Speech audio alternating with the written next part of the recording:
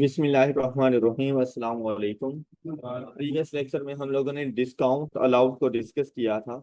उसके साथ I hope कि एग्जांपल नंबर 2 आप लोगों को समझ आ गई होगी और आप लोगों ने कंप्लीट कर ली। इसके साथ एक छोटा सा टॉपिक है डिसऑनर चेक। जब भी आपका कोई कस्टमर आपको चेक देता है, चेक के साथ पेमेंट करता है, तो उस टाइम पे जो आप जर्नल एंट्री रिकॉर्ड करते हैं वो हमारे पास होती है bank account debit and receivable credit. ये उस टाइम की बात है जब आपका कस्टमर आपको चेक हैंड ओवर करता है। उसी टाइम पर जाकर आप ये जर्नल एंट्री रिकॉर्ड कर देते हैं कि bank account debit and receivables credit. अच्छा, क्या आपको पता है कि उसके बैंक अकाउंट में पैसे मौजूद हैं? नहीं मालूम। क्या आपको पता है कि चेक उसने ओरिजिनल बैंक का दिया है? हो सकता है उस बैंक का अकाउंट ही क्लोज हो चुका हो उसका, लेकिन चेक बुक पड़ी हो उसके घर में, उसने उठा के दे दिया हो। मतलब फ्रॉड करने पे आए तो ऐसे हजारों फ्रॉड्स हो सकते हैं। दूसरा, सपोज कि फ्रॉड नहीं करना चाह रहा, आपको 10,000 रुपए का चेक उसने बना के दिया और उसके अकाउंट में 10,005 रुपए रखे हुए थे, लेकिन जब तक हम बैंक में गए बैंक वालों ने उसमें से 10 रुपए की डिडक्शन कर दी। अब सपोज कि अगर उसके अकाउंट में 9,999 रुपए भी रखे हुए ना, मैं सिर्फ 1 रुपया का, आपके चेक के अगेंस्ट वो पेमेंट नहीं करने वाले, तो आपको वापसी भेज देंगे। डिसऑनर्ड का मतलब होता है कि जिसका ऑनर ना किया जाए, मतलब आप गए और रुस्वा होकर वापस आ गए, क्या आपको पेमेंट नहीं हुई। अकाउंटिंग ये कहती है कि इस बात का इंतजार ना करो कि आपके, अब देखो, जैसे ही मैं अपने कस्टमर से चेक रिसीव करता हूं, क्या मेरे बैंक अकाउंट डेबिट हो चुका होता है? क्या मेरे बैंक अकाउंट में पैसे आ चुके होते हैं? नहीं, लेकिन अकाउंटिंग ने ये कहा अपना बैंक अकाउंट डेबिट करो। अच्छा, यही मसला होता है कि मेरे बैंक अकाउंट के बैलेंस मेरे मुताबिक जो मेरा बैंक अकाउंट का बैलेंस है और जो बैंक के मुताबिक मेरा बैंक अकाउंट का बैलेंस है, उन दोनों में कॉन्फ्लिक्ट आ जाता है और उसको रिकॉन्साइल करेंगे चैप्टर नंबर 10 के अंदर कि हम लोगों ने उस कॉन्फ्लिक्ट को दूर कैसे करना है। वो हम लोग चैप्टर नंबर 10 में देखेंगे, BRS, बैंक रिकॉन्सिलिएशन स्टेटमेंट के अंदर। अब जैसे ही हम लोगों ने चेक रिसीव किया अपने कस्टमर से, हमने उसको कहा कि you are no more my customer, no more my receivable, और मैंने अपने बैंक अकाउंट को डेबिट कर दिया, ये सोचकर कि मेरे बैंक अकाउंट में पैसे आ जाएंगे। मतलब पॉजिटिव सोच रहे हैं आप लोगों ने। अब क्या हुआ कि जैसे ही आप बैंक में अपना चेक लेकर गए, उन्होंने कोई भी रीजन लगा दी, due to insufficient fund, due to bank account closure, या कुछ भी इस तरह की बात, उन्होंने आपको वापसी भेज दिया और उन्होंने आपके उस चेक के अगेंस्ट आपको पेमेंट नहीं की। इस किस्म के चेक को कहा जाता है डिसऑनर्ड चेक। ऑलराइट। अच्छा, जब डिसऑनर्ड चेक हो गया है तो आप कहेंगे इन्ना लिल्लाहि व इन्ना इलैहि राजिऊन, कि अल्लाह की मर्जी, अब उसने तो मुझे चेक दिया था, अब नहीं मिले मुझे तो मेरी किस्मत। क्या उससे वापसी, क्या आपका बैंक अकाउंट डेबिट हुआ है तो बैंक अकाउंट को भी तो कम करना पड़ेगा। क्या रिसीवेबल से दोबारा डिमांड नहीं करेंगे? तो जाने से पहले वो कहेगा तुमने तो मुझे खत्म कर दिया था, तो उसको दोबारा अपना रिसीवेबल बना के जाओ। ऑलराइट, उससे डिमांड करने से पहले आपने तो उसको खत्म कर दिया कि you are no more my receivable, तो पहले उसको अपना रिसीवेबल बनाओ। बैंक से सॉरी बोलना कि भाई तुम गलती से डेबिट हो गए, तुम्हारे अकाउंट में पैसे नहीं आने वाले, तो इस इफेक्ट को खत्म करने के लिए हम लोग इस ट्रांजैक्शन का रिवर्सल रिकॉर्ड करेंगे।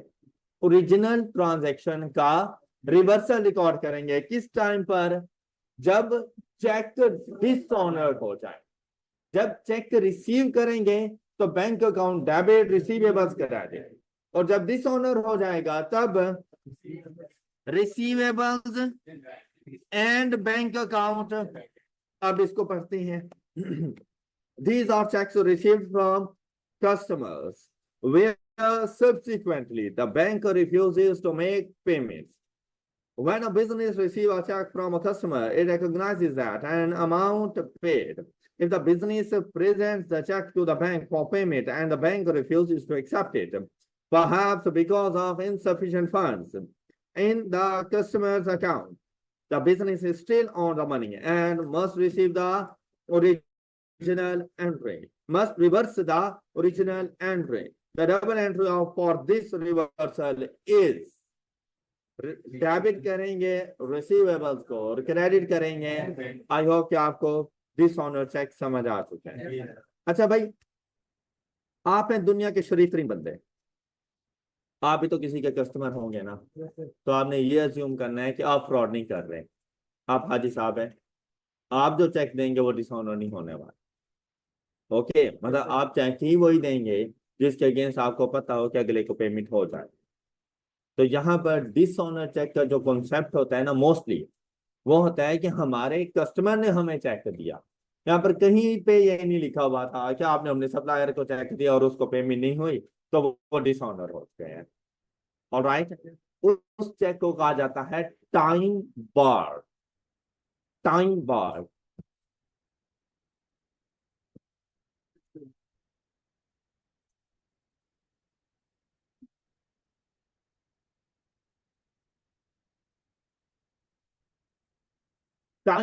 टाइम बार एक ऐसा चेक है कि हमने सप्लायर की गलती करनी है, कि सप्लायर गलती पर था। क्या गलती पर था? हर चीज की ना एक एक्सपायरी होती है ना? चेक की भी एक्सपायरी है। विद इन 6 मंथ 180 डेज आपने वो चेक बैंक में प्रेजेंट करना है फॉर पेमेंट। और अगर आप लोग उसको फॉर पेमेंट प्रेजेंट नहीं करते विद इन 6 मंथ, वो चेक एक्सपायर हो जाता है।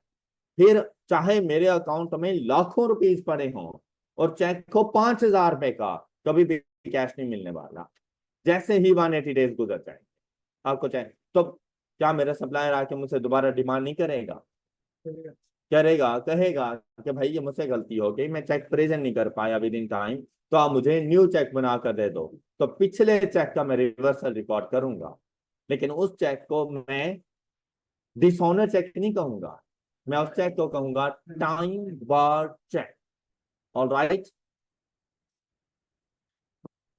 ये किस्म का स्पेसिमन आ गया हमारे पास। नेक्स्ट अकाउंटिंग फॉर परचेजेस की डिस्कशन हो गई थी और इसमें डिस्काउंट रिसीव की डिस्कशन आज हम लोगों ने करनी है।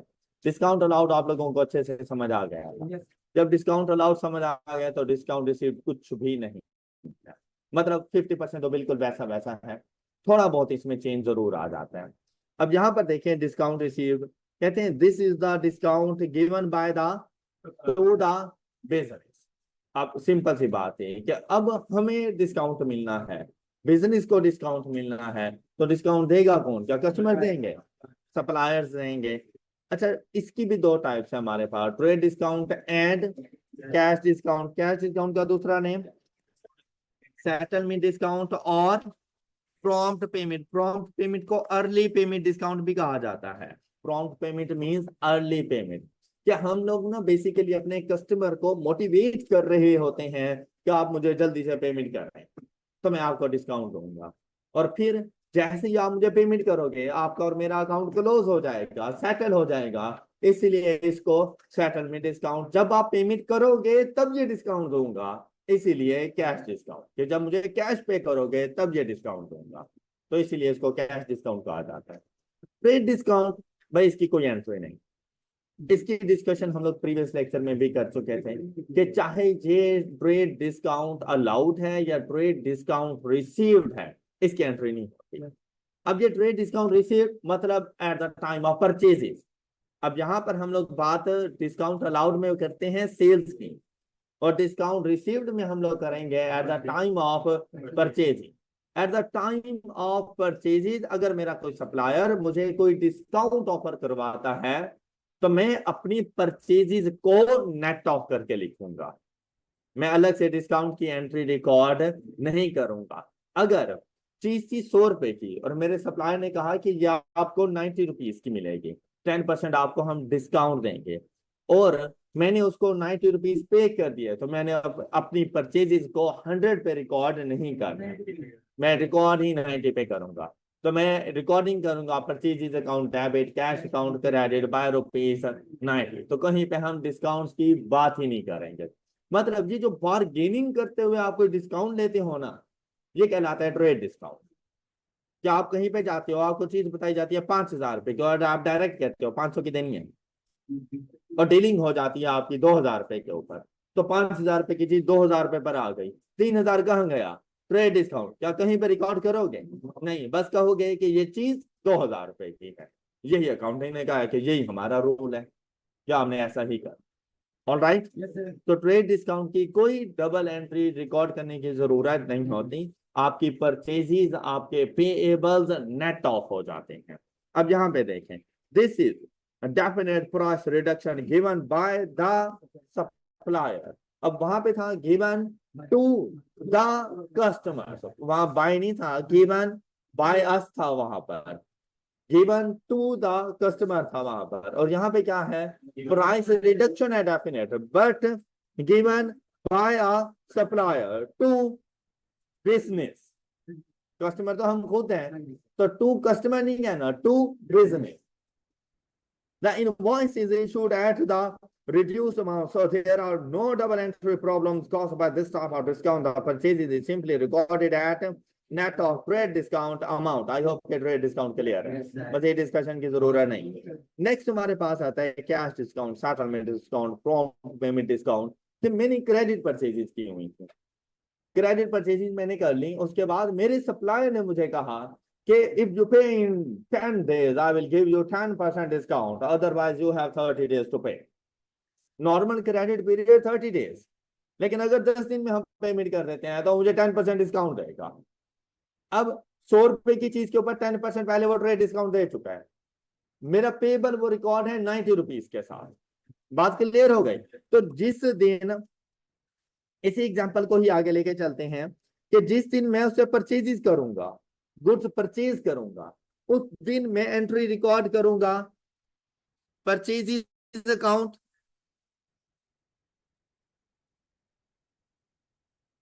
Debit by rupees and payable credit हो जाएगा बाय।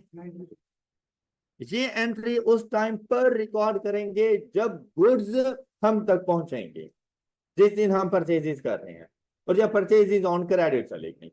अब यहां पर क्रेडिट पीरियड आ गया कि आपको 10% डिस्काउंट मिलेगा if you pay in first 10 days, otherwise you have to pay full amount within 30 days। अच्छा, अब इधर पहुंचे तो अभी दो सिचुएशन है, या तो मैं डिस्काउंट को अवेल करूंगा या मैं डिस्काउंट को अवेल नहीं करूंगा, मेरी मर्जी है। अब यहाँ पर तो कस्टमर मैं हूं, सप्लायर ने जस्ट मुझे ऑफर करवाना था।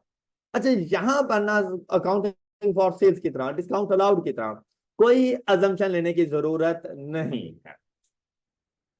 ओके, अजम्पशन लेनी होती है सप्लायर ने, और इस केस में मैं सप्लायर नहीं हूं, तो मैं किसी किस्म की कोई अजम्पशन नहीं लूंगा। यहां पर चाहे मैं डिस्काउंट को अवेल करूं, और उसके लिए मैं अल्लाह की कसम उठाकर भी क्यों ना कह दूं ना कि कसम से यार मैं डिस्काउंट को अवेल करूंगा, तब भी मैंने अपनी लायबिलिटी फुल अमाउंट से लिखी। All right. अब मुझे पता है कि मैंने 10% डिस्काउंट को अवेल करना है, तो मैं पे कितना करूंगा? मैं फर्स्ट एंट्री 81 की कभी भी नहीं रिकॉर्ड करूंगा, जबकि अकाउंटिंग फॉर सेल्स में हम लोग 81 की भी एंट्री रिकॉर्ड करते हैं, क्योंकि वहां पर मैं सप्लायर था, यहाँ पर मैं कस्टमर हूं। मेरा सप्लायर में भी 81 की जाके रिकॉर्ड कर दे, लेकिन मैं नहीं करूंगा। ऑलराइट। प्रूडेंस कॉन्सेप्ट कहता है कि भाई एसिड्स को ओवरस्टेट नहीं करना, लायबिलिटीज का नहीं कहा उसने, और उसने कहा लायबिलिटीज को अंडरस्टेट नहीं करना। और अगर मैंने लायबिलिटी को 81 कर दिया, जबकि चीज तो मैंने 90 की ली हुई है, लायबिलिटीज अंडरस्टेट हो जाएंगी, कॉन्सेप्ट की धज्जियां उड़ जाएंगी। तो लायबिलिटी को अंडरस्टेट नहीं कर। ओरिजिनल हमेशा परचेज की ट्रांजैक्शन अपनी ग्रॉस अमाउंट के साथ चाहिए, net of trade discount. Alright. लेकिन आपने इसमें से कैश डिस्काउंट माइनस नहीं कर ओरिजिनल ट्रांजैक्शन के अंदर। बात क्लियर हो गई? तो यहां पर आप ये सोचने की जरूरत ही नहीं है फर्स्ट एंट्री पर, जिस दिन गुड्स मेरे पास आए, कि मैं पता नहीं डिस्काउंट को अवेल करूं या ना करूं। भाई आपकी मर्जी है, जब करोगे तब देखा जाएगा, जिस दिन पेमेंट करने लगोगे उस दिन हम रिकॉर्डिंग कर लेंगे। बात क्लियर? सपोज कि मैंने डिस्काउंट को अवेल नहीं किया, तो मैं पे कितना करूंगा? तो करो पे।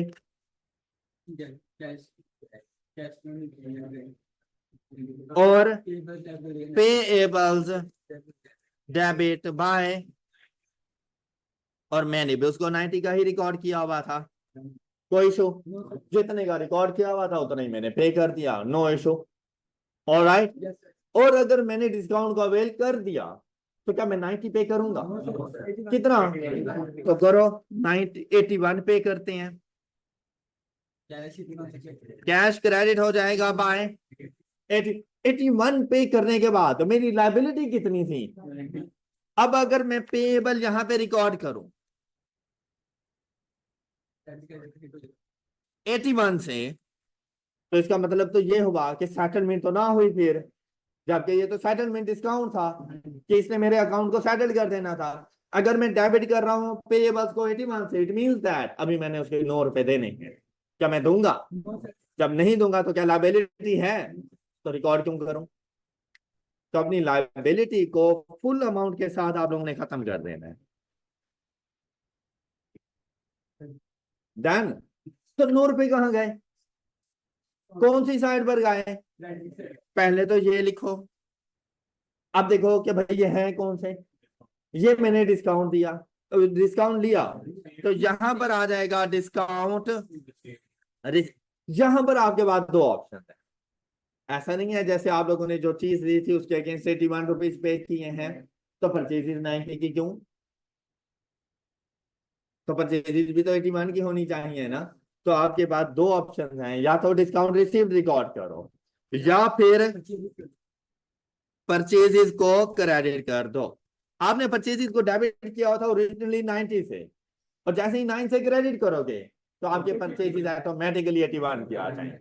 और अगर आप डिस्काउंट रिसीव्ड रिकॉर्ड करते हो और आपकी परचेजेस 90 पे रहेंगी, तो एट द एंड जब फाइनेंशियल स्टेटमेंट्स बना रहे होंगे तो परचेजेस में से जिस तरह परचेजेस रिटर्न माइनस होती है ना, उसी तरह से डिस्काउंट रिसीव्ड भी माइनस हो जाएगा।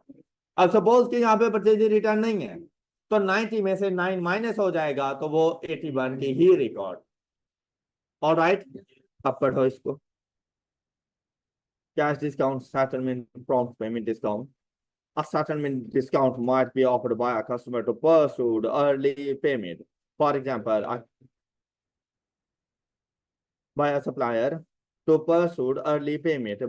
For example, a cash discount of 4% may be offered by a supplier if the business pays within 10 days. Otherwise, full payment will be paid within 30 days as per the normal credit term. The purchases and related liabilities, trade payables, are usually recorded at full cost of, जैसे हम लोगों ने 90 लिखा हुआ था, तो आपने initially full amount के ऊपर उसको रिकॉर्ड करना है।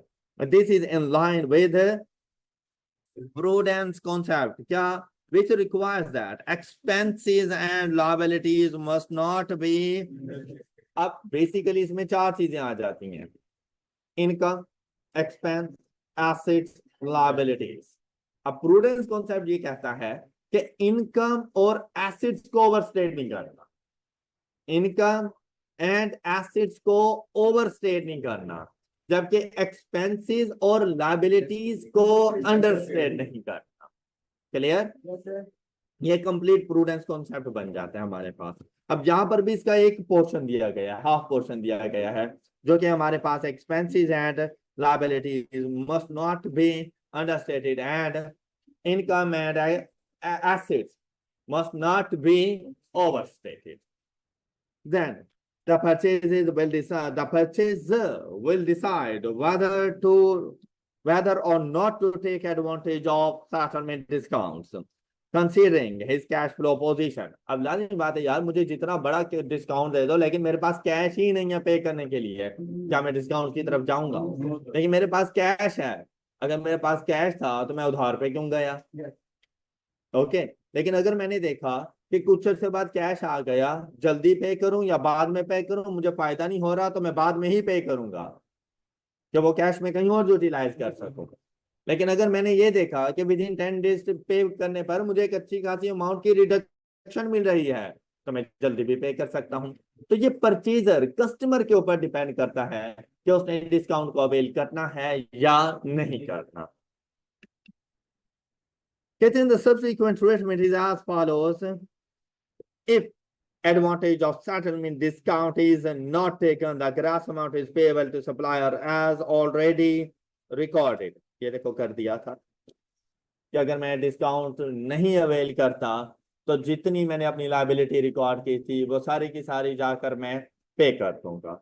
Next one is if advantage of settlement discount is taken, the differential is recognized as reduction of cost of purchases.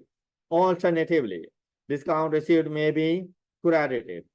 The discount received is netted off against the cost of purchases of inventory. कहते हैं अगर आप discount avail कर जाते हो तो आप लोगों ने reduction in cost of purchases, discount allowed की बात याद करो तो उन्होंने कहा था reduction in revenue means that sales. मतलब डिस्काउंट अलाउड का ताल्लुक सेल्स के साथ है और डिस्काउंट रिसीव्ड का ताल्लुक परचेजेस के साथ है. तो कॉस्ट ऑफ परचेजेस में कमी आ जाएगी ड्यू टू डिस्काउंट रिसीव. अब यहां पर आपके पास दो ऑप्शंस हैं. कहते हैं कि आप डिस्काउंट रिसीव्ड को जाके क्रेडिट कर दो या अपनी कॉस्ट ऑफ परचेजेस को कम कर दो, मतलब परचेजेस को भी क्रेडिट किया जा सकता है. ऑलराइट, अब उससे रेलिवेंट ये आप लोगों के पास एग्जांपल है जो आप लोगों ने खुद करनी है. Contrast settlement.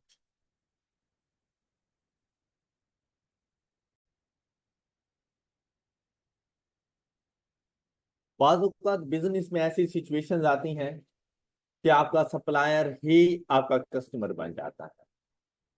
आपका सप्लायर ही आपका कस्टमर बन जाता है. आपका पेएबल ही आपका रिसीवेबल बन जाता है. ये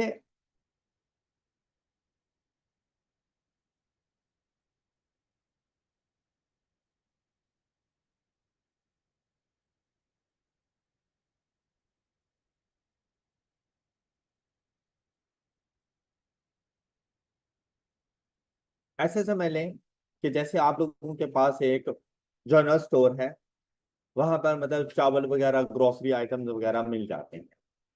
आपके स्टोर के साथ एक होटल वाला बैठा हुआ है जो खाने बना के बेच रहा होता है. उसने आज बिरयानी बनानी थी तो उसके चावल ना उसने आपसे लिए कि भाई मुझे 10 किलो चावल दे दें और मैंने बिरयानी वगैरह इस होटल के लिए बनानी है. तो आपने उसे मतलब लेन देन चल रहा था. उसने आपको चावल और मिर्च मसाले जो भी उसके लिए चाहिए होते हैं वो दे दिए और उसका बिल बन गया, सपोज करें 1000 रुपीज उसका बिल बन गया. उसने कहा भाई ये शाम को मैं जाते हुए ना आपको 1000 रुपया दे के जाऊंगा. वो गया चावल लेकर बिरयानी शरियानी बना के उसने होटल में आके रखी. तो दोपहर के टाइम जनरल स्टोर वाला नमाज पढ़ के वापसी आ रहा था तो बिरयानी की खुशबू आई. उसने कहा यार बिरयानी तो बड़े मजे की बनी हुई है. अब उसे भी भूख लग गई. उसने होटल वाले से ही कहा कि यार ये 2 प्लेटें मेरे पास भी भिजवा देना दुकान पर. ऑलराइट, अब उसने 2 प्लेटें भिजवा दी. वापसी उसने भी खाली प्लेटें दे दी, मतलब पैसे नहीं दिए. उसने कहा भाई बाद में दे देंगे. और हम अज्यूम कर रहे हैं कि वो चावलों की प्लेटें 300 रुपए की थी, 150 रुपए की एक प्लेट. चावलों की प्लेट 300 रुपए की थी. अब जो होटल वाला था उसने उस जनरल स्टोर वाले के 1000 रुपए देने थे. जनरल स्टोर वाले ने उस होटल वाले के 300 रुपए पे करने हैं. ऑलराइट, क्या ऐसा था कि जनरल स्टोर वाला जैसे ही चावल खा चुका था 300 रुपए गले में से उठाता और उसको दे देता ये ले भाई अपने 300 रुपए? कर सकता था, लेकिन क्यों करे जब उसे पता है कि इसने तो खुद मेरे पैसे देने हैं. अच्छा, शाम को जब होटल वाला जाएगा उसे क्या कहेगा, ये लो भाई ये 1000 रुपया जो आप लोगों से मैंने चावल लिए थे ये मेरा हिसाब क्लियर हो गया. और बाद में उसकी मिन्नतें करेगा तुम भी 300 रुपए मेरे दे दो. कैसा करेगा? नहीं. यहाँ अब देखो जब आपने कह दिया ना नहीं तो अकाउंटिंग ने कहा इनकी बात मान लो. तो फिर क्या करूं? 700 रुपए होटल वाला जनरल स्टोर वाले को पे कर दे तो 300 कहाँ गया? उसी को कॉन्ट्रा सेटलमेंट कहते हैं. ऑलराइट, ये जो हम लोग नेट ऑफ करते हैं ना रिसीवेबल्स और पेबल्स के दरमियान अमाउंट, इस नेट ऑफ को कहा जाता है कॉन्ट्रा सेटलमेंट. इसके अंदर कैश नहीं इन्वॉल्व होता. अब देखो 300 रुपए वाला कैश नहीं इन्वॉल्व हुआ इसके अंदर. अच्छा, कॉन्ट्रा सेटलमेंट एक अमाउंट थी आपके पास 1000 रुपए वाली, एक अमाउंट थी 300 रुपए वाली, कॉन्ट्रा सेटलमेंट कितनी अमाउंट से किया है? 300 से किया है, 300 सेटल किया, 700 का बैलेंसिंग अमाउंट है, 300 सेटल किया, तो कॉन्ट्रा सेटलमेंट हमेशा लेसर अमाउंट के साथ होती है, चाहे वो रिसीवेबल की लेसर हो चाहे वो पेएबल की लेसर हो। ये कोई रूल नहीं है कि रिसीवेबल को सेट करना है या पे, दोनों सेट हो रहे होते, लेकिन लेसर अमाउंट के साथ। तो रिमेनिंग बैलेंस ऑटोमेटिकली 700 रुपीज बच जाएगा होटल वाले की तरफ कि तुमने स्टोर वाले का पे करना है। ओके, मतलब होटल वाले के लिए पेएबल बच जाएगा और जनरल स्टोर वाले के लिए 700 रुपये रिसीवेबल बच जाएगा। अच्छा, अब देखो, जब ये 300 रुपये सेट होंगे, जब होटल वाले के वो रिसीवेबल था 300 रुपये, जनरल स्टोर वाले की तरफ 300 रुपये होटल वाले का रिसीवेबल था, जब सेट होंगे तो क्या वो 700 रुपये पे करने के बाद उससे 300 रुपये डिमांड करेगा? ऐसा नहीं है जैसे रिसीवेबल उसका खत्म हो गया है, तो क्या उसका पेएबल 1000 रुपये था, जैसे ही वो 700 रुपये पे करता है क्या वो रिमेनिंग 300 रुपये अपना पेएबल मांगेगा? नहीं, वो अभी तो खत्म हो गया है। तो अगर एसेट्स में डिक्रीज आए, डेबिट होता है क्रेडिट होता है? क्रेडिट। हमारे यहाँ इधर एसेट्स कौन सा है, रिसीवेबल या पेएबल? तो रिसीवेबल क्रेडिट हो जाएगा। और अगर लायबिलिटी में डिक्रीज आए, देखो अब 1000 रुपये पे करने तो होटल वाले ने, क्या 1000 पे कर रहे हैं कितने, तो लायबिलिटी में डिक्रीज आ गया, लायबिलिटी में डिक्रीज आए तो डेबिट, तो जर्नल एंट्री क्या बन जाएगी? Trade payable debit and trade receivable credit, ये आपकी जर्नल एंट्री बनती है।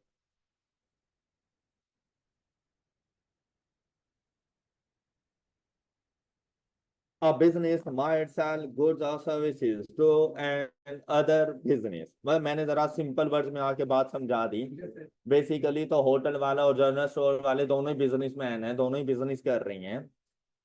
तो एक बिजनेस दूसरे बिजनेस को चीजें सेल एंड परचेज कर सकता है, एंड ऑल्सो बाय गुड्स और services from the same business. The other business is both a customer and a supplier and might therefore be a receivable and a trade payable at the same time. When this happens, the two businesses might agree to offset the amounts that they owe each other, leaving a net amount payable by the business with the higher tax। मतलब जो Contra settlement करनी है वो आप लोगों ने lesser amount के साथ करनी है। आई होप कि ये बात क्लियर है सब बच्चों। Next, purchase day book and purchase return day book का फॉर्मेट बना हुआ है आप लोगों के लिए। कैश बुक जी हम लोग नेक्स्ट लेक्चर में देखेंगे, लेकिन इससे पहले हम लोग देखते हैं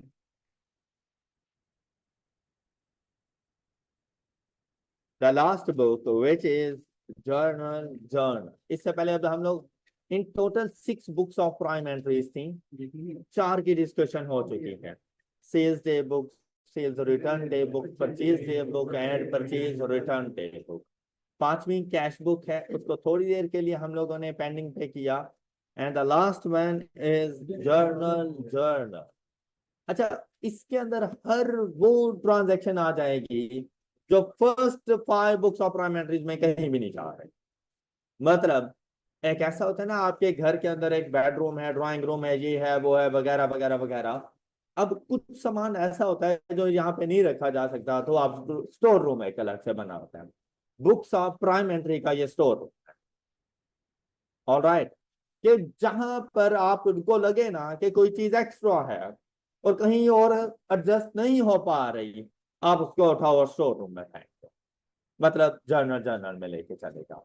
अब इसमें कौन कौन सी ट्रांजैक्शंस आ सकती हैं, तो उन्होंने आपको बताया year end adjust, chapter number 4 accruals and prepayments, वो हमारे पास आएंगी जर्नल में। तो चैप्टर नंबर 4 में पता चल जाएगा कि ईयर एंड एडजस्टमेंट्स कौन कौन सी होती हैं। फिर हमारे पास आता है सेटलमेंट डिस्काउंट्स। अच्छा, इसके ना मतलब 2 मेथड्स हैं इनकी अकाउंटिंग के, और सेटलमेंट डिस्काउंट अब हम लोग पढ़ चुके हैं। कैश डिस्काउंट, देखो ट्रेड डिस्काउंट नहीं, सेटलमेंट डिस्काउंट, ट्रेड डिस्काउंट की तो रिकॉर्डिंग ही नहीं होती। सेटलमेंट डिस्काउंट की रिकॉर्डिंग की दो बुक्स हैं, उनमें से किसी एक को चूज कर लो। The first one is cash book. क्या आप लोग कैश बुक में उसको रखो? अगर कैश बुक में नहीं रखते तो जर्नल जर्नल में लेकर आना। मतलब कोई भी ट्रांजैक्शन किसी एक बुक ऑफ प्राइम एंट्री का पार्ट बनती है, दो में नहीं जाती। तो अगर आप लोग कैश बुक में नहीं रखोगे उसको, सेटलमेंट डिस्काउंट को, उसके कैश बुक के भी डिफरेंट मेथड्स होते हैं, तो देखेंगे कि कब हम लोगों ने डिस्काउंट वहां पे रखना है और कब डिस्काउंट को यहाँ पर लेकर आना है। लेकिन इतना याद रखना कि अगर कैश बुक में डिस्काउंट लिख दिया तो फिर जर्नल जर्नल में नहीं आएगा, और अगर कैश बुक में डिस्काउंट लिखने की जगह नहीं है तो फिर वो जर्नल जर्नल में आएगा। क्लियर? नेक्स्ट, कॉन्ट्रा सेटलमेंट अभी पढ़ा है, क्या एंट्री थी?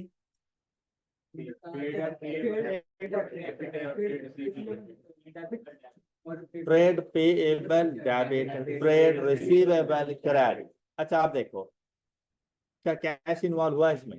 तो कैश बुक में तो नहीं जाएगा। क्या ये क्रेडिट सेल्स है? क्या क्रेडिट परचेज है? क्या क्रेडिट सेल्स रिटर्न है? क्रेडिट परचेज रिटर्न है? तो पांचों में से कहीं भी नहीं जा रहा, जर्नल जर्नल का पार्ट बन जाएगा। तो जब भी, अच्छा कॉन्ट्रा सेटलमेंट सिर्फ उसी टाइम करना जब क्वेश्चन में आपसे कहे, जब क्वेश्चन में आपसे कहे आपने कॉन्ट्रा सेटलमेंट उसी टाइम पर करना है। मतलब जब तक आपको इंस्ट्रक्शंस ना मिले आप अपनी तरफ से कॉन्ट्रा सेटलमेंट नहीं कर सकते। ऑलराइट, अच्छा कॉन्ट्रा सेटलमेंट की समझ आ गई। फिर है करेक्शन ऑफ एरर्स। ये पहले हमारे इंट्रो टू अकाउंटिंग का पार्ट होता था, अब FR 1 के अंदर जाकर पढ़ेंगे। तो correction of error, rectification of errors हम लोग जो कर रहे होते हैं वो भी मोस्टली जर्नल का पार्ट बनते हैं। तो यहाँ पर हम लोग नहीं करेंगे कि एरर्स ही नहीं करेंगे। अब तो हम लोग सीख रहे हैं ना, तो हम लोग अच्छा अच्छा सीखेंगे। ऐसा नहीं सीखेंगे कि स्टार्ट से ही हम लोग गलतियां करना शुरू कर दें। करेंगे गलतियां तो FR 1 में जाकर उनको ठीक भी कर लेंगे। क्लियर? नेक्स्ट, ये सिर्फ है कि आप लोगों ने है ना MCQ के हवाले से याद रखना है कि जर्नल में कौन सी ट्रांजैक्शंस जा सकती हैं। तो वो MCQs के तौर पर ये पॉइंट्स आ सकते हैं। तो आपको पता हो कि करेक्शन ऑफ एरर्स है, ईयर एंड एडजस्टमेंट्स हैं, कॉन्ट्रा सेटलमेंट्स हैं, सेटलमेंट डिस्काउंट्स हैं, एंड अगर कोई non current assets, fix assets on credit purchase करते हो तो वो भी जर्नल में जाएगा। तो उसने नीचे लिख दिया एनी अदर एडजस्टमेंट्स। क्या भाई जो मैं बता चुका हूं वो तो आएंगे कंफर्म है, लेकिन जो मैंने नहीं बताई उसके अलावा आप खुद देख लेना। तो एनी अदर एडजस्टमेंट्स में बेहतरीन एग्जांपल है कि नॉन करंट एसेट्स का ऑन क्रेडिट परचेज, कैश पे नहीं, कैश पे किया तो कैश बुक का पार्ट बन जाएगा। बात क्लियर? किसी को मसला? अच्छा फिर देखें, in practice no not all entries are recorded in journal or journalized, but of course it is possible to write a journal for any transaction। अच्छा यहाँ पे वो ये कह रहा है कि भाई जर्नल में सारी ट्रांजेक्शन आके ना लिखो, क्योंकि बहुत सी ट्रांजेक्शन तो बाकी बुक्स ऑफ प्राइम एंट्रीज में लिख चुके हो, लेकिन जर्नल एंट्री हर ट्रांजेक्शन की बन सकती है। कैश सेल्स की भी बनाते हो, कैश परचेजेस की भी बनाते हो, है ना ऐसा? क्रेडिट सेल्स हैं, क्रेडिट परचेजेस हैं, जर्नल एंट्री तो उनकी भी बना रहे हो, लेकिन जाएंगे कहाँ पर? सेल्स डे बुक में, परचेज डे बुक के अंदर। कैश सेल्स हैं, कैश परचेजेस हैं, जर्नल एंट्री उनकी भी आती है, लेकिन जाएंगे कहाँ पर? कैश बुक के अंदर। तो कहते हैं कि जर्नल एंट्री आप तमाम की बना सकते हो, लेकिन जर्नल में स्पेसिफिक ट्रांजेक्शन लेकर आ, इवन के सारी की सारी भी आ सकती हैं, तो फिर बाकी बुक्स ऑफ प्राइम एंट्री ना बना। जब सारी की सारी जर्नल एंट्रीज की फॉर्म में आ जाएं, आप लोगों ने चैप्टर नंबर 1 का एंड जर्नल एंट्रीज की फॉर्म पे किया था, तमाम बिजनेस ट्रांजैक्शन की जर्नल एंट्रीज बना नहीं लेते थे, तो क्या मैंने कोई और बुक ऑफ प्राइम एंट्री बनाई थी उसके साथ? फिर जरूरत ही नहीं थी। जब सारी ट्रांजैक्शन की रिकॉर्डिंग जर्नल एंट्रीज की फॉर्म में हो गई थी तो फिर बुक्स ऑफ प्राइम एंट्रीज की जरूरत नहीं थी। बुक्स ऑफ प्राइम एंट्रीज कब आती हैं? जब आप जर्नल एंट्रीज ना बनाओ, तब बुक्स ऑफ प्राइम एंट्रीज आए। मतलब इन दोनों में आपके पास ऑप्शन होता है कि किसी भी बिजनेस ट्रांजैक्शन की या तो जर्नल एंट्रीज बना लें सारी, या बुक्स ऑफ प्राइम एंट्रीज के अंदर जाके लिखें। क्लियर हो गई ये बात? और इसका फॉर्मेट बिल्कुल ऐसा ही है जैसे आप लोग जर्नल एंट्री रिकॉर्ड करते हो, कि सबसे पहले डेट, उसके बाद पर्टिकुलर्स में आपने बताना है कि कौन सा अकाउंट डेबिट करना है और कौन सा अकाउंट है। जैसे फिक्स एसिड का परचेज करना ऑन क्रेडिट, जनरल एंट्री क्या होगी हमारे पास, फिक्स एसिड डेबिट हो जाएगा। जो भी फिक्स एसिड होगा, सपोज के व्हीकल्स है तो व्हीकल्स आ जाएंगी, कंप्यूटर्स है तो कंप्यूटर आ जाएगा, बिल्डिंग है तो बिल्डिंग आ जाएगा, उसने डेबिट हो जाना है अपनी अमाउंट के साथ। तो वो डेबिट कॉलम में जाकर उसकी अमाउंट लिखूंगा, और उसके अगेंस्ट क्रेडिट कौन होगा, payable, account payable to x y z, जो भी होगा वो पर्टिकुलर क्रेडिट कर दूंगा और क्रेडिट कॉलम में उसकी अमाउंट लिख दूंगा। सिर्फ यहाँ पर एक कॉलम का थोड़ा सा इन्होंने एक्स्ट्रा वो किया, एलएफ, ये है लेजर फोलियो। अब journal entries and books of prime entries के बाद जो हमारा नेक्स्ट स्टेप होता है ना, मतलब हमारा अगला चैप्टर, वो है इनके लेजर्स बना। और लेजर फोलियो से मुराद है उस लेजर का रेफरेंस दो, कि ये जर्नल एंट्री आप कौन से लेजर में जाके लिखोगे, उस लेजर का नंबर क्या है। ये बिल्कुल ऐसे ही है जैसे सेल्स डे बुक बनाते हुए इनवॉइस का नंबर लिखते हो, सेल्स रिटर्न डे बुक बनाते हुए क्रेडिट नोट का नंबर लिखते हो, यहां पर भी बिल्कुल वैसा ही है कि इन्होंने आगे जाना है अपने लेजर में, तो आपने उस लेजर का रेफरेंस लिखा। तो नीचे उन्होंने लिखा हुआ है, इसके साथ जरा स्टार बना लेना, लेजर फोलियो का एमसीक्यूज आ जाता है। Ledger folio is the page number of the ledger account, page number of the ledger account on which the relevant account appears, and it enables the quick access to relevant ledger accounts। अच्छा अब देखें, शायद आपकी नजरों में ऐसा गुजरा हो, कुछ शॉपकीपर होता है ना, उसके पास भी उसके रिसीवेबल्स का एक रजिस्टर मौजूद होता है, क्या उसके बाद mister a b c up to z सारा मोहल्ला उसके आ रहा है और क्रेडिट पे उससे चीजें ले रहा है, उसने सबसे पैसे लेने होते हैं। अच्छा, अक्सर ऐसा होता है उसने हर पेज पे हर एक बंदे का नाम लिखा होता है, मतलब ऊपर उसने लिख दिया मिस्टर ए, नीचे बस मिस्टर ए किससे जो ट्रांजैक्शन हुई होगी उसने उसका हिसाब रखना है, अगले पेज में लिख देगा मिस्टर बी। अच्छा, पूरे रजिस्टर पे ए से लेकर जी तक उसने सारा लिख दिया है। आज उससे क्रेडिट सेल्स करने के लिए मिस्टर एम में आ गया, वो पूरा रजिस्टर ढूंढेगा, कहेगा रुक यार मैं देख लूं एम कहाँ पे है, तो उसे टाइम नहीं लग जाना। सपोज एम का नाम अभी लिखा, पूरा रजिस्टर देखा, एंड पे जाके कहीं एम मिला, इतने में मिस्टर ओ आ गया, फिर पहले पेज से शुरू करेगा, फिर ढूंढेगा मिस्टर ओ कहाँ पे लिखा होता है। तो क्या अच्छा नहीं है कि भाई फर्स्ट पेज पर वो सबके नाम लिखे, सामने पेज नंबर लिख दे, सिर्फ पहला पेज देखे भाई एम का नाम कहाँ पर है, उसके सामने पेज नंबर मैंने क्या लिखा है। ये बिल्कुल ऐसे ही जैसे आपकी बुक के फर्स्ट में कंटेंट्स लिखे हुए होते हैं कि आपका कौन सा चैप्टर कौन से पेज से स्टार्ट हो रहा है, तो उसके लिए वो ज्यादा इजी नहीं रह जाएगा, तो रेफरेंस नहीं मिल जाता, वो लेजर फोलियो है कि उस ये जो अकाउंट है, सपोज यहाँ पे उन्होंने कहा अकाउंट डेबिटेड अकाउंट क्रेडिटेड, जैसे मैंने कहा फिक्स एसेट, तो मैं उसे बताऊं कि यार मेरे लेजर अकाउंट्स के अंदर ना फिक्स एसेट का ये अकाउंट कौन से पेज के ऊपर मौजूद है।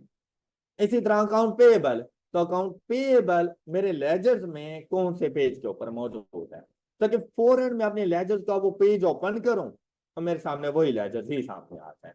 मुझे एक बिजनेस के लिए हजारों लेजर्स बन जाती हैं, तो सब में से मैं कहां से ढूंढता फिरूं, इसलिए स्टार्ट में ही रेफरेंस लगा दो। बात क्लियर हो गई सब बच्चों को? ये उन्होंने एक एग्जांपल दे दी कि इस तरह के आपके जर्नल जर्नल बन सकते हैं। अच्छा, नीचे लिखा हुआ है ब्रीफ नरेशन, इसका मतलब ये होता है कि हर पर्सन अकाउंटेंट नहीं होता और हर पर्सन को डेबिट क्रेडिट का पता भी नहीं होता कि कैश का डेबिट कर देना क्या चीज डिनोट करता है, कैश का क्रेडिट कर देना क्या चीज डिनोट करता है, उसे नहीं पता चलता। उसे डेटर क्रेडिटर लिख दोगे, उसे नहीं पता चलेगा who is debtor and who is creditor, start में आपको भी नहीं पता था। तो यूजर्स ऑफ फाइनेंशियल स्टेटमेंट सारे के सारे अकाउंटिंग नॉलेज नहीं रखते, तो उनके लिए एक छोटी सी लाइन लिख दिया करो कि बेसिकली ऊपर हुआ क्या है। अपनी एक छोटी सी समरी की फॉर्म के अंदर वो जो ट्रांजैक्शन हुई होती है उसको ना थोड़ा सा बता दो। जैसे 21 नवंबर में देखो, मोटर व्हीकल तो ट्रंक की मोटर। अब आपको तो पता चल गया होगा कि मोटर व्हीकल डेबिट करना, हमने मोटर व्हीकल परचेज किया तो ट्रंक की मोटर आ रहा है तो मतलब अभी पैसे नहीं दिए और ट्रंक की मोटर से ही परचेज की है। लेकिन क्या एक नॉन अकाउंटेंट पर्सन को ये बात समझ आएगी? तो उसे नीचे बताओ तो bought motor vehicle from trunk की मोटर, ये है नरेशन। अच्छा, इंट्रो टू अकाउंटिंग के अंदर ना हम लोग नरेशन ज्यादा यूज नहीं कर रहे होते, इंट्रो टू अकाउंट। लेकिन FER1 के अंदर मैंडेटरी हो जाता है कि अभी के लिए आप जर्नल एंट्री बनाओ ना, नरेशन ना भी लिखो तो मैं माइंड नहीं करूंगा कि कोई बात नहीं अभी डेबिट क्रेडिट सीखो। लेकिन FER1 के अंदर डेबिट क्रेडिट के साथ नरेशन मस्त हो जाती है, क्या मैं नरेशन लिखे, उसके बगैर आपका कोई आपके उस क्वेश्चन के मार्क्स आपको नहीं मिलते अगर नरेशन नहीं लिखी तो आपको नरेशन से मुराद होता है कि उस इवेंट के बारे में थोड़ा सा बता दो। जैसे उसने कहा व्हीकल बॉट ऑन क्रेडिट, क्या अगले को पता चल नहीं जाएगा अच्छा इसकी रिकॉर्डिंग यूं होती है। आगे देखो वो कहता है settlement discount allowed, settlement discount received, otherwise हमें पता नहीं चल रहा था। डन।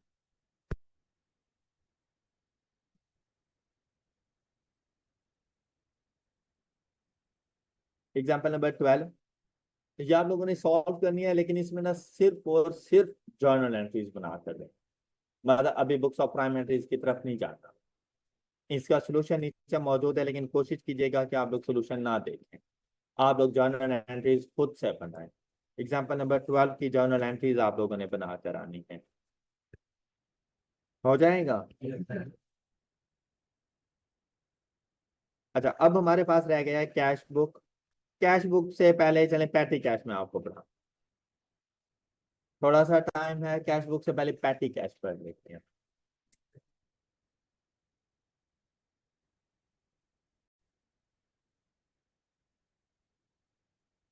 जिस तरह आप लोगों के बैंक अकाउंट में भी कोई ना कोई पैसा मौजूद होता है लेकिन साथ में पॉकेट में भी कुछ पैसा रखते हो, आप लोग देखो कि जैसे मैं अपनी एग्जांपल दूं तो मैं शायद कैश की फॉर्म के अंदर पैसा बहुत कम रखता, बहुत कम। अदरवाइज जहां पर भी हम लोग जाते हैं क्रेडिट से हम लोग मतलब कार्ड से हम लोग जाके पेमेंट कर देते हैं, हमारी पेमेंट हो जाती हैं। तो मोस्टली हम लोग बैंक अकाउंट यूज कर रहे होते हैं कैश की फॉर्म में। कैश लेकिन ये भी नहीं है कि जीरो कैश होता है हमारे पास, थोड़ा बहुत जरूर रखते हैं कि कुछ थोड़े छोटे छोटे एक्सपेंसेस को मीट करने के लिए हमारे पास कैश इन हैंड का होना जरूरी है। बिजनेस भी बिल्कुल ऐसा ही करता है कि वैसे तो उसकी ट्रांजैक्शन बैंकिंग चैनल के थ्रू चल रही होती है, लेकिन अगर उसके पास गेस्ट आ गए और उनको चाय पिलानी है तो चाय वाले को पेमेंट क्या वो कार्ड से करें, चेक बना कर दे दें, क्या 50 रुपए पकड़ा दो यार उसको कैश दे दो। ऑलराइट, इसी तरह से कोई फकीर आ गया उसे कहें हाँ भाई बताओ अपना बैंक अकाउंट क्या है मैं ट्रांसफर करूँ, आजकल चल रहा है और उनके पास होते हैं। हाँ सही बात है, अच्छा वो उनके पास होते हैं और उनका आप अकाउंट चेक कर लो, उनका बैलेंस हमारे बैलेंस से ज्यादा होता है। अच्छा, तो मतलब ऐसा है कि हमने अगर कोई 10-20 रुपए किसी को देने हैं, तो हम वैसे ही देते हैं। ये छोटे छोटे खर्चे मीट करने के लिए, कोई रिफ्रेशमेंट आइटम्स वगैरह मंगवाने के लिए कुछ भी बिजनेस अपने पास कैश इन हैंड रखता है अलग से, उसे कहा जाता है पैटी कैश। मैं आपको ना ये एग्जांपल देता हूँ, मतलब इस कॉलेज को बेस बनाता है कि जैसा हमारे पास ऑफिस बॉय है अरसर, उसको ना हमारा अकाउंटेंट सपोज करें कि 2,000 रुपये दे देते हैं सुबह के टाइम कि ये लो भैया 2,000 रुपये हैं, सारा दिन जो भी खर्चा होता रहे ना ये खर्चा करते रहना, शाम को आके मुझे हिसाब देते हैं। क्लियर हो गया? अब चाय बनाने के लिए कोई दूध चीनी पत्ती वगैरह चाहिए, कोई गेस्ट आ गए, कोई बिस्किट वगैरह मंगवा ली, कोई कोल्ड ड्रिंक मंगवा लिया, जूस मंगवा लिया, कुछ इस किस्म की चीजें। ऐसा नहीं है वो बार बार हमारे पास आता रहेगा पैसे दें पैसे दें पैसे दें, इस तरह हम लोग डिस्टर्ब होते रहेंगे, वो उसी 2,000 रुपये में से खर्च करता रहेगा। All right. अच्छा, फिर ना वो हर चीज का बिल बनवा कर लाता है। अब अक्सर क्या होता है कि टीयर रूम में जाता है, वो कहता है सुबह, अगर उसे खुद कैलकुलेशन करनी नहीं आ रही तो वो कहता है कि यार ये जरा कैलकुलेट करना मेरे इनवॉइसेस को कि कितना मैं खर्च कर चुका हूं। उसको हम लोगों ने कैलकुलेट करके दिया, और वो जो बिल का टोटल बन रहा था ना, वो बन रहा था 1200 रुपए। उसकी पॉकेट में कितने पैसे होंगे? और वो चेक करता है मेरी पॉकेट में 800 रुपए हैं। जैसे ही 800 रुपए होते होंगे तो चलें शुक्र है, हिसाब से ही चलता है, ऐसा है ना। लेकिन अगर सपोज कुछ गड़बड़ हो जाए, तो पता चल जाता है यार मैंने कहाँ पैसा खर्च किया है, पैसा कहाँ से लगाया है। वो उसी टाइम पे सोचेगा मैंने किससे बिल नहीं लिया। ऑलराइट। अदरवाइज आपके बिल्स का टोटल और जो कैश आपके पास मौजूद है उसको मिलाओ, तो ये आपकी उस अमाउंट के इक्वल हो जाएगा जो आप लोगों ने रिसीव की। Got it? अच्छा, यहां पर ना, अब अगर वो 2000 रुपए उसके खत्म हो गए, तो वो दोबारा जाके अकाउंटेंट से और पैसे ले सकता है। ये डिपेंड करता है बिजनेस सिस्टम कौन सा लेके चलता है। कभी कभी ऐसा होता है कि भाई बिजनेस को पता है यार मेरा डेली का एक्सपेंस ही 3000 रुपए का है, ऐसे ज्यादा का एक्सपेंस है ही नहीं, तो मैक्सिमम उसको कितने पैसे दे देंगे? 3000 रुपए दे देंगे कि ये लो यार, ये 3000 रुपए रखो। लेकिन अब इसका ये हरगिज मतलब नहीं कि 3000 ही खर्च करना है, कम ज्यादा हो सकते हैं खर्च। हो सकता है कि उस दिन जो एक्सपेंस हुआ वो 2200 रुपए का हुआ, उसके पास कितने पैसे होंगे? 800 रुपए उसके पास होंगे। तो अब हमने क्या करना है, हमने उसके बैलेंस को 3000 रुपए के इक्वल करना है। तो हम क्या करेंगे, जितनी इनवॉइसेस उससे लेंगे ना, उतनी पेमेंट उसको कर देंगे। हम उससे 800 रुपए नहीं लेंगे, हम उसको 2200 रुपए और दे देंगे, ताकि उसका बैलेंस 3000 पे चला जाए, और वो 3000 अगले टाइम ड्यूरेशन के लिए यूज हो सके। ये बात समझ आई? तो ये जो 3000 हम फिक्स कर लेते हैं ना, इसे कहा जाता है इंप्रेस्ड अमाउंट। लिखा हुआ है बुक में, लिखा हुआ है, सिर्फ अंडरलाइन करना है हमने। इसे कहा जाता है इंप्रेस्ड अमाउंट। ये जो फिक्स्ड अमाउंट कर दी जाती है पैटी कैश में, इस अमाउंट को कहते हैं इंप्रेस्ड अमाउंट। All right. अब यहां पे पढ़ो, पैटी कैश इज कैश, मतलब इसमें ज्यादातर आपके वो 10-20 वाले नोट्स और सिक्के वगैरह शामिल हो जाते हैं, इनमें हजारों वाले नोट्स नहीं शामिल होते। Is the cash held by a business to pay for small items of expenses in situation where it is more convenient to pay in notes and coins than to pay through the bank account। अच्छा, मैंने एक pen purchase किया, वो pen था 20 रुपए का। अब वैसे अगर मैं चेक भी बना के दूं ना 20 रुपए का, और उसको दे दूं, लीगल टेंडर ऑफ मनी है, मैं गलत नहीं कर रहा, उसको 20 रुपए का चेक मैंने बना के दिया, वो जाके कैश करा, उसको 20 रुपए मिल भी जाएंगे। लेकिन खुद एक चेक मुझे 50 रुपए का बढ़ता है, मैं चेक बना के दूंगा? कन्वीनियंट नहीं है मेरे लिए भाई। फिर चेक बुक खत्म हो जाए, अलग से रिक्वेस्ट भेजो, उसका इंतजार अलग से करो, फिर जाके बैंक से पे पिक करो उसको, वो अलग से चार्जेस अलग से बढ़ जाते हैं मुझे। तो इस वजह से मैं हर जगह पे चेक भी नहीं यूज करूंगा। अच्छा, ऑनलाइन ट्रांजैक्शन के ऊपर भी चार्जेस बढ़ जाते हैं, हो सकता है मुझे चार्जेस ज्यादा पड़ रहे हो, तो मैं क्या करूंगा, कैश में जाके पे कर दूंगा। तो हर जगह पे आप ऑनलाइन ट्रांजैक्शन नहीं कर सकते, तो कभी कभी आपको कैश भी पे करना पड़ता है, और ये आपके लिए ज्यादा कन्वीनियंट होता है। वह आप बस में सफर कर रहे हो, बस से मुराद है ये स्पीडो वगैरह, मेट्रो, लोकल ट्रांसपोर्ट। बस आप बैठ गए, उन्होंने कहा भाई 20 रुपए का टिकट है, आप उसे कहोगे ये लो भाई 20 रुपए मैं तुम्हें ट्रांसफर कर रहा हूँ। हो सकता है मोस्टली के पास मौजूद होते हैं, लेकिन किसी के पास नहीं भी होती कि ऑनलाइन की ट्रांजैक्शन मौजूद हो। क्या आप उसे कहो ये लो यार 20 रुपए का मैं तुम्हें चेक दे रहा हूँ, तो लेगा आपसे? हालांकि लीगल टेंडर है, लेकिन नहीं लेगा। उसके लिए भी मसला है कि यार मुझे अलग से बैंक में जाना पड़ेगा इस 20 रुपए के लिए। All right. अब देखिए next, petty cash might be used, for example, to pay for bus fares, taxi fares, tea, coffee for the office, and so on. When petty cash transaction takes place, for example, petty cash is spent on tea and coffee for office. Entity needs to record both an expense and a reduction in asset, और वो acid कौन सा है हमारा? petty cash। भाई देखो, recording तो हमने करनी है ना, क्या कोई भी एक्सपेंस हो तो एक्सपेंस अकाउंट डेबिट, मतलब टी एंड कॉफी है तो रिफ्रेशमेंट का नाम हमने इसको दिया हुआ है, तो हम लोग कह देंगे रिफ्रेशमेंट एक्सपेंसेस डेबिट एंड पेटी cash credit. Clear? Next, impressed system. A very common fatty cash system is called the impressed system. Under this system, a set amount is established. अच्छा, वो सेट अमाउंट आपने अपने business के मुताबिक करनी है और एक मरतबा सेट कर लो। जैसा कि उसने कहा 10,000 रुपए, अब ये इंप्रेस सिस्टम बन गया। अच्छा, अब ऐसा नहीं है कि वो 10,000 रुपए कभी चेंज नहीं हो सकते, हो सकते हैं भाई, इन्फ्लेशन आ गई, चीजें महंगी हो गई। वो जो पहले 3,000 रुपए का एक्सपेंस होता था अब वो 4,000 रुपए का है। आप अपना इंप्रेस्ड 3,000 से 4,000 रुपए पे लेके चले जाओ। आप ऐसा कर, मतलब चेंज किया जा सकता है उसको, लेकिन मोस्टली कॉमन रखते हैं हम लोग। अच्छा, नेक्स्ट देखें, this set amount is called the impressed at any moment in time. जैसे मैंने आपसे कहा कि दोपहर को वो सारे बिल्स लेकर आ गया, वो कहता है यार जरा इनको ऐड अप करना कि टोटल कितने हो गए हैं। तो at any moment in time the पेटी कैश बैलेंस, अब उसके पास कितना था, 800 रुपए बचे हुए थे, ये है पेटी कैश बैलेंस 800 रुपए, plus the amount on invoices, और इनवाइसिस पे अमाउंट कितनी थी, स्टार्ट में 2,000 रुपए को हमने उसको दिए, तो 1,200 रुपए उसकी इनवाइसिस का टोटल बना था, 800 रुपए उसके पास थे। जब दोनों को एड अप किया तो उस 2,000 इंप्रेस अमाउंट के इक्वल हो गया।